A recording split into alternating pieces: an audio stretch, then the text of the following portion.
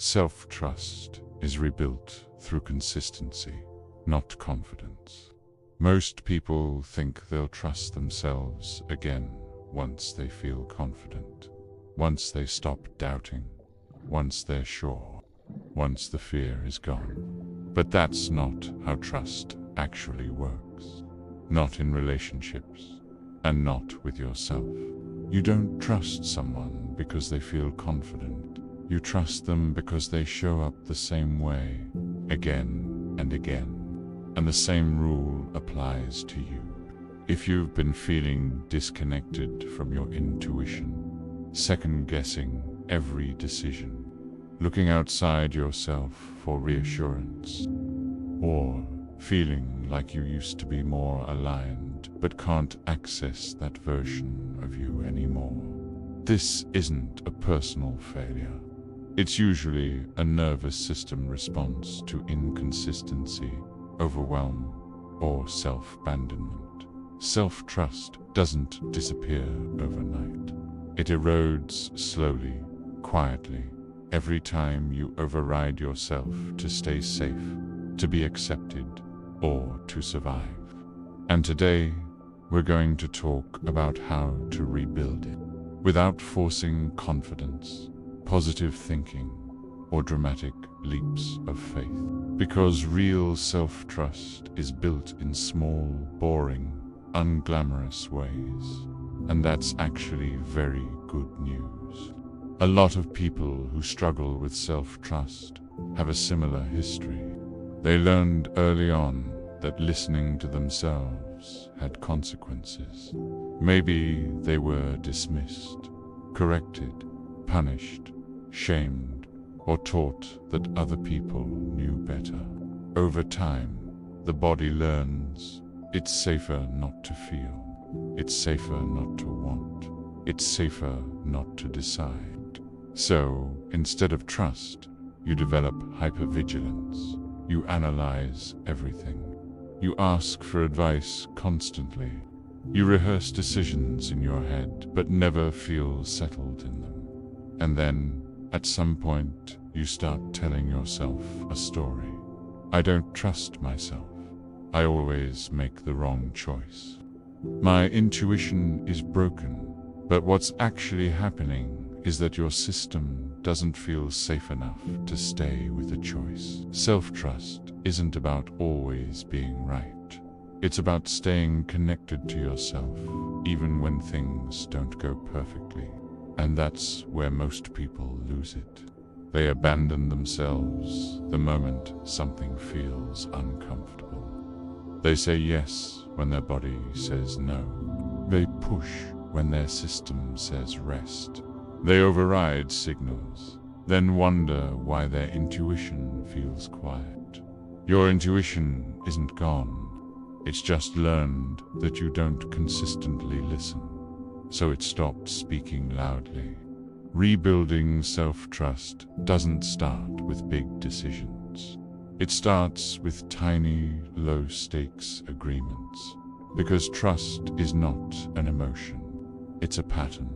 Here's the reframe that changes everything. Every time you follow through on a small promise to yourself, you deposit into your self-trust account. Every time you break one, you withdraw.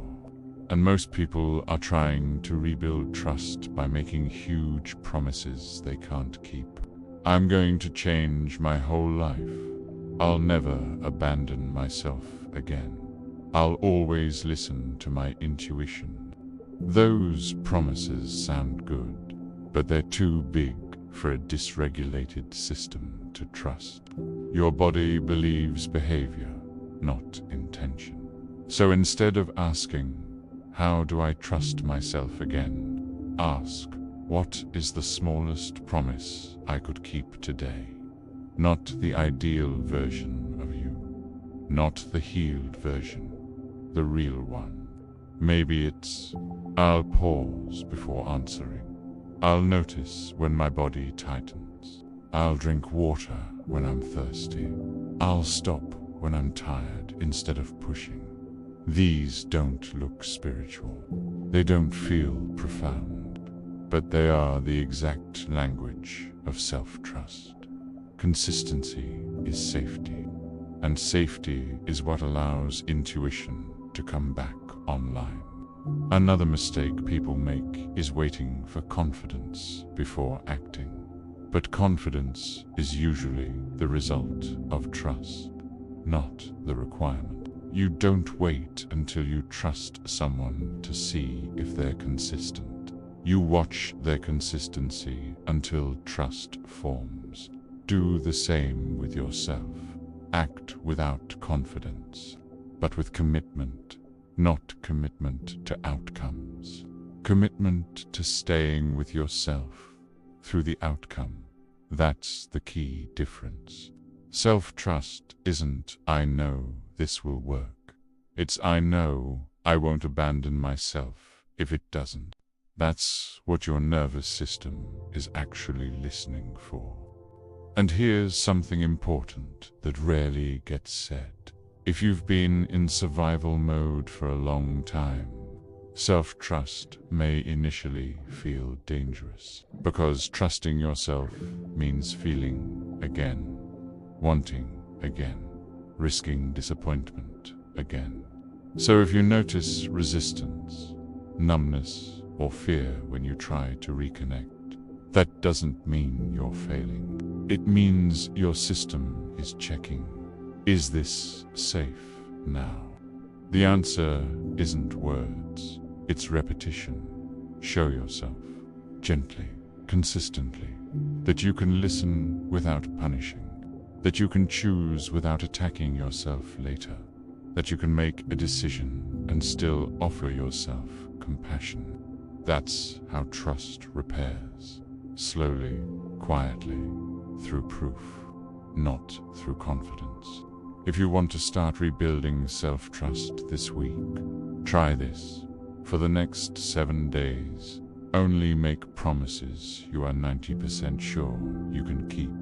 Not impressive promises, not aspirational ones, realistic ones.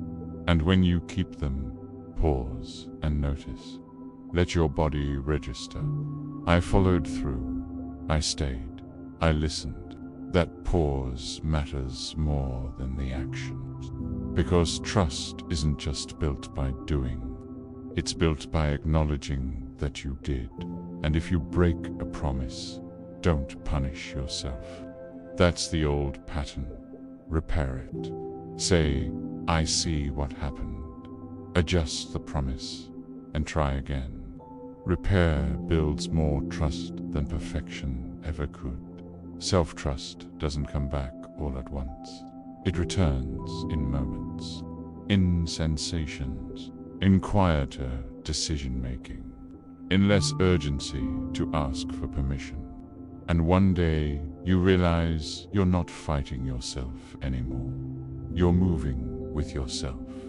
If this resonates, and you're in a season of rebuilding, not forcing, I want you to know you're exactly where you're meant to be. And you don't need to become more confident to trust yourself again. You just need to be more consistent in staying. If this video supported you, like it, subscribe, and share it with someone who's learning how to come home to themselves again. And remember, self-trust is rebuilt through consistency, not confidence.